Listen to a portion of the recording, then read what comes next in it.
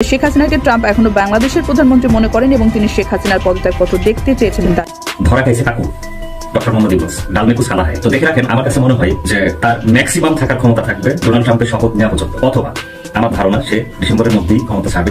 অবশেষে শেখ হাসিনার বিজয় হলো। শেখ হাসিনা যে পরিকল্পনা করেছিল সেই পরিকল্পনাটাই বাস্তবায়িত হলো। গৃহবন্দী নয়, বরং রাষ্ট্রীয় অতিথির মতো মর্যাদা নিয়ে দিল্লিতে দিন কাটাচ্ছেন পলাতক আওয়ামী লীগ নেত্রী শেখ হাসিনা। ডোনাল্ড ট্রাম্প ইতিহাসের ভূমিধস বিজয় পেয়েছেন। তো তার ক্ষমতায় আসার পর গেল 2 থেকে 3 দিন যাবৎ একটা ভিডিও খুবই ভাইরাল, যে শেখ হাসিনাকে ডোনাল্ড ট্রাম্পের একটা বক্তব্য এরকম যে আমি মনে করি শেখ হাসিনাই বাংলাদেশের প্রধানমন্ত্রী। তার এই বক্তব্যটা শোনার পরই আওয়ামী জনগণ কিন্তু রাজপথে নেমে গিয়েছে, আপনারা সবকিছু দেখতে পারবেন। ইউনূস, তুই যদি একদিনের ভিতরে পদত্যাগ না করস, কিংবা তোদের উপদেষ্টা মন্ডলীদের আমাদের সাথে বোঝাপড়া না করে তোরা যাকে মন চায় রিজাইন দিতেছস, যাকে মন চায় তোরা মাইরা পাইতেছস। ডোনাল্ড ট্রাম্প শেখ হাসিনাকে নিয়ে কেমন তথ্য দিচ্ছে, এইসব দেখে আওয়ামী লীগের সমর্থকরা উত্তেজনায় বেশে উঠতেছে। এতদিন আওয়ামী লীগের সমর্থকরা যেইটার জন্য অপেক্ষা করেছিল সেইটা আজকে বাস্তবে পরিণত হচ্ছে। দর্শক শ্রোতা, আপনারা দেখলে অবাক হয়ে যাবেন ডোনাল্ড ট্রাম্প শেখ হাসিনাকে নিয়ে কি বলছে। সে বলতেছে শেখ হাসিনা নাকি এখনো বৈধ প্রধানমন্ত্রী, শেখ হাসিনা বাংলাদেশের প্রধানমন্ত্রী, এবং আওয়ামী লীগের সমর্থকরা ভাবত ডোনাল্ড ট্রাম্প ক্ষমতায় গেলে শেখ হাসিনাকেও ক্ষমতায় আনবে বাংলাদেশের মধ্যে। এইটা বাস্তবে পরিণত হতে যাচ্ছে। আপনি যদি একজন আওয়ামী লীগের সমর্থক হয়ে থাকেন এবং শেখ মুজিবকে ভালোবেসে থাকেন, তাহলে সম্পূর্ণ ভিডিও দেখবেন, তারপরে কিন্তু বুঝতে পারবেন এই ভিডিওটা কতটুকু ইম্পর্টেন্ট। আপনাদেরকে আমি আবারও বলতেছি, আপনারা কিন্তু ভিডিওটা একটু স্কিপ করবেন না, সম্পূর্ণ ভিডিও দেখবেন, তারপরে আপনাদের মন্তব্য করবেন শেখ হাসিনাকে নিয়ে, অন্যদিকে ডোনাল্ড ট্রাম্পের এই সিদ্ধান্তটিকে নিয়ে। এই যে দেখেন, নবনির্বাচিত মার্কিন প্রেসিডেন্ট ডোনাল্ড ট্রাম্প বাংলাদেশের হিন্দু সহ সংখ্যালঘুদের উপর নির্যাতনের নিন্দা জানিয়ে সামাজিক যোগাযোগ মাধ্যম এক্সে গত 31 অক্টোবর একটি টুইট করেন। তিনি বলেছেন যে বাংলাদেশ একটি সম্পূর্ণ বিশৃঙ্খল অবস্থার মাঝে রয়েছে। ট্রাম্প প্রেসিডেন্ট হিসেবে নির্বাচিত হওয়ার পর আলোচনায় যুক্ত হয়েছে ছাত্র জনতার অভ্যুত্থানের মুখে ক্ষমতাচ্যুত হওয়া আওয়ামী লীগের নামও। দলটির সভাপতি ও ক্ষমতাচ্যুত প্রধানমন্ত্রী শেখ হাসিনার পক্ষ থেকে ডোনাল্ড ট্রাম্পকে অভিনন্দন জানানো হয়েছে, তাকে বাংলাদেশের প্রধানমন্ত্রী হিসেবে উল্লেখ করে। এসব আলোচনার মধ্যেই শনিবার সন্ধ্যা থেকে ফেসবুকে একটি পোস্ট ভাইরাল হয়েছে, যেখানে দাবি করা হচ্ছে ডোনাল্ড ট্রাম্প মনে করেন শেখ হাসিনাই বাংলাদেশের প্রধানমন্ত্রী। শনিবার সন্ধ্যায় বাংলাদেশ ছাত্রলীগের চট্টগ্রাম মহানগরের সাবেক সাধারণ সম্পাদক নুরুল আজিম রানীর ফেসবুক অ্যাকাউন্ট থেকে ডোনাল্ড ট্রাম্পের বক্তব্যের দাবিতে এমন একটি পোস্ট করা হয়। পোস্টটিতে লেখা, আমি মনে করি শেখ হাসিনাই বাংলাদেশের প্রধানমন্ত্রী। পিবিডি ব্রডকাস্টকে দেওয়া এক সাক্ষাৎকারে আমেরিকার প্রেসিডেন্ট ডোনাল্ড ট্রাম্প এই কথা বলেন। এই সময় তিনি বাংলাদেশের অবৈধ দখলদার সরকারকে উদ্দেশ্য করে বলেন, যারা বলেন শেখ হাসিনা পালিয়ে গেছেন তারা আমাকে পদত্যাগপত্রটি দেখান নয়। তাই শেখ হাসিনাকে ট্রাম্প এখনো বাংলাদেশের প্রধানমন্ত্রী মনে করেন এবং তিনি শেখ হাসিনার পদত্যাগপত্র দেখতে চেয়েছেন দাবি। শেখ হাসিনার বাংলাদেশের ফেরা নিয়ে এবার নতুন তথ্য দিলেন তার ছেলে সজীব ওয়াজেদ জয়। দেশকে, আমাদের নেতাকর্মীদেরকে, আওয়ামী লীগকে রক্ষা করার জন্য যা প্রয়োজন আমরা করতে প্রস্তুত। পুনরায় দেশের আওয়ামী লীগ ও ছাত্রলীগের নেতাকর্মীদের সংঘবদ্ধ হয়ে স্বৈরাচারী সরকার অর্থাৎ অন্তর্বর্তীকালীন সরকারকে পদত্যাগ করতে বাধ্য করার আহ্বান জানিয়েছেন সজীব ওয়াজেদ জয়, এবং সেই সাথে আরো ঘোষণা দিয়েছেন এবার শেখ হাসিনা নয়, আওয়ামী লীগের পুনরুদ্ধারের সকল কার্যক্রমে অংশ নেবেন সজীব ওয়াজেদ জয়। আবারও আপনাদের সকলের প্রতি আমার ব্যক্তিগত কৃতজ্ঞতা। আর বেশি দিন নাই, মাত্র 1.5 মাস। আসেন আমরা এই বর্তমানে কি হচ্ছে এই 2-3 মাসের বিষয় নিয়ে বেশি মাথা না ঘামায়, বাংলাদেশের ভবিষ্যৎ নিয়ে আমরা চিন্তা করি, সামনে বাংলাদেশের ভবিষ্যৎ নিশ্চিত করতে। এবং তিনি এক গণমাধ্যমে আরো জানিয়েছেন, আমার মা এখনো দেশের প্রধানমন্ত্রী, তার পূর্ণ মর্যাদা নিয়ে খুব শীঘ্রই তিনি দেশে ফিরছেন। আইনিভাবে যে লড়াই প্রস্তুত করা হয়েছে তার কার্যক্রম খুব শীঘ্রই শুরু হতে যাচ্ছে। তবে বিষয়টি সামাজিক যোগাযোগ মাধ্যমে প্রকাশ হওয়ার পর রাজধানীর বিভিন্ন পয়েন্টে আওয়ামী লীগ কর্মীরা ঝটিকা মিছিল। ইউনিয়ন দেয়া আমার কি বা আমাদের কি? ধরা খাইছে কাকু ডক্টর মোহাম্মদ ইউনূস। সবাই জানে যে হিলারি ফাউন্ডেশনে ডক্টর মোহাম্মদ ইউনূস মোটা অঙ্কের টাকা ডোনাল্ড ট্রাম্পের প্রথম পর্যায়ে ডোনেট করছিলেন হিলারির ক্যাম্পিংয়ে।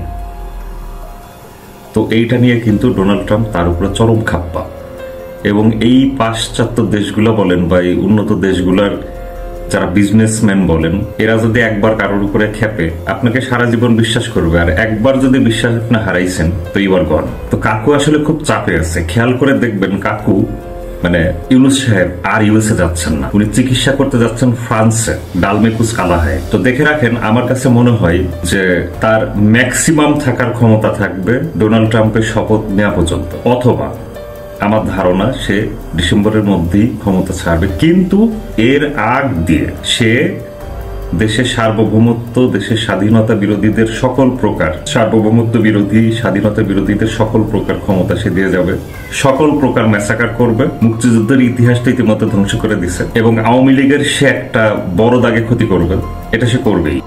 মুক্তিযোদ্ধাদের কবর ভেঙে তার মধ্যে জুতা স্যান্ডেল রেখে আগুন লাগিয়ে দেওয়া হয়েছে, আগুন লাগিয়েছে এই ক্ষমতা দখলকারী সরকার এবং তাদের ক্যাডাররা। আপনি আর কি শুনতে চান?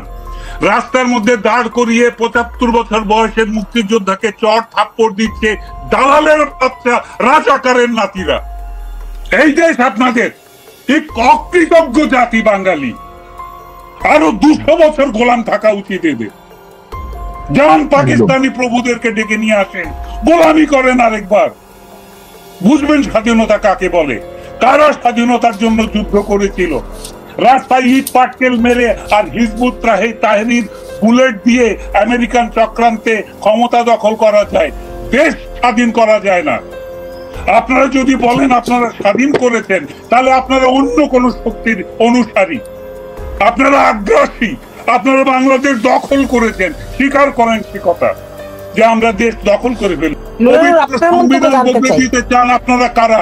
কে আপনাদের ম্যান্ডেট দিয়েছে সংবিধান বদলে দিতে? আজকে মুক্তিযোদ্ধারা চিৎকার করে হার্ট অ্যাটাক করে মারা যাবে, আপনারা হাসবেন, আপনারা হাসবেন। আমরা এখানে দেখতে পাচ্ছি ডোনাল্ড ট্রাম্পের এই বিষয়টা নিয়ে অনেক কথা হচ্ছে। দর্শক শ্রোতা, এখন কিন্তু আপনারা মূল বিষয়টা দেখতে পারবেন, কিভাবে শেখ হাসিনাকে নিয়ে এসে সরাসরি কথা বলে, অন্যদিকে এই সব নিয়ে সাধারণ মানুষরা কি বলতেছে ডক্টর ইউনূসকে নিয়ে, অন্যদিকে শেখ হাসিনার বিষয়টা নিয়ে। আপনারা কিন্তু সম্পূর্ণ ভিডিও দেখবেন, আমি আবারও বলতেছি ভিডিওটা খুবই ইম্পর্টেন্ট। এই যে ডোনাল্ড ট্রাম্প মার্কিন যুক্তরাষ্ট্রের নবনির্বাচিত প্রেসিডেন্ট। ডোনাল্ড ট্রাম্পের নির্বাচনের আগেই শেখ হাসিনার একটা নির্দেশনা ছিল মার্কিন যুক্তরাষ্ট্রে বসবাসকারী নেতাকর্মীদের জন্য যে তোমরা ট্রাম্পের পক্ষে কাজ করো, ট্রাম্পের পক্ষে প্রচার প্রচারণা অভিযান চালাও, পাশাপাশি ভোটও দাও, ক্যাম্পেইনিং করো। এর পরপরই একটা বক্তব্য ভাইরাল হয়েছিল যে ট্রাম্প যদি ক্ষমতায় আসে তাহলে আওয়ামী লীগ পুনর্বাসিত হবে।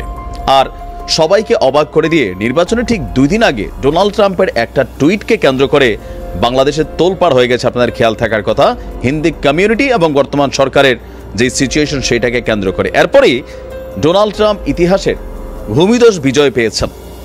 তো তার ক্ষমতায় আসার পর গেল 2 থেকে 3 দিন যাবৎ একটা ভিডিও খুবই ভাইরাল যে শেখ হাসিনাকে, ডোনাল্ড ট্রাম্পের একটা বক্তব্য এরকম যে আমি মনে করি শেখ হাসিনাই বাংলাদেশের প্রধানমন্ত্রী। ঠিক এই শিরোনামে এরকম একটা ভিডিও এই মুহূর্তে সোশ্যাল মিডিয়া বিভিন্ন জায়গায় ভাইরাল। কিন্তু ঘটনাটা আসলে কি ঘটেছিল, ট্রাম্প কোন পরিপ্রেক্ষিতে এই কথা বললেন, ভিডিওটা নিয়ে এটা নিয়ে ফ্যাক্ট চেকিং চলছে, মানে আসল নাকি ভুয়া। ডোনাল্ড ট্রাম্পের যে সাক্ষাৎকারটা এখনের বলে দাবি করা হচ্ছে সেটা কি প্রেসিডেন্ট নির্বাচিত হবার পরে নাকি আগে, বা এই ভিডিওটা কি কোনো deep fake video? Deep fake ভিডিওতে বোঝেন যে মানুষের মতন হুবহু সেম যে মানুষটার ভিডিওটা করা হয় মনে যে সেই কথা বলছে, তার গলার আওয়াজ কিন্তু ভিডিওটা ফেকও হয়। আসুন দেখি আমরা আজকের এই বিষয় নিয়ে একটু আলোচনা করি। সম্প্রতি পিবিডি পডকাস্টকে দেওয়া ডোনাল্ড ট্রাম্পের একটি সাক্ষাৎকারের ভিডিও ভাইরাল। সেখানে ট্রাম্প বলছে আমি মনে করি শেখ হাসিনা বাংলাদেশের প্রধানমন্ত্রী। তবে এই দাবিটা আসলে সত্য নয়, যেটা নিয়ে আওয়ামী লীগের অনেক নেতাকর্মীরা যারা অত ফেসবুক ভালো বোঝেন না, ডিপফেক ভিডিও বোঝেন না, আর বিভিন্ন পেজ থেকে আপনার এই ভিডিওগুলো প্রচারিত হচ্ছে। Even Donald J Trump supporters verified একটা আইডি থেকে বিভিন্ন সময় আওয়ামী লীগের পক্ষে বিবৃতি দেওয়া হয়।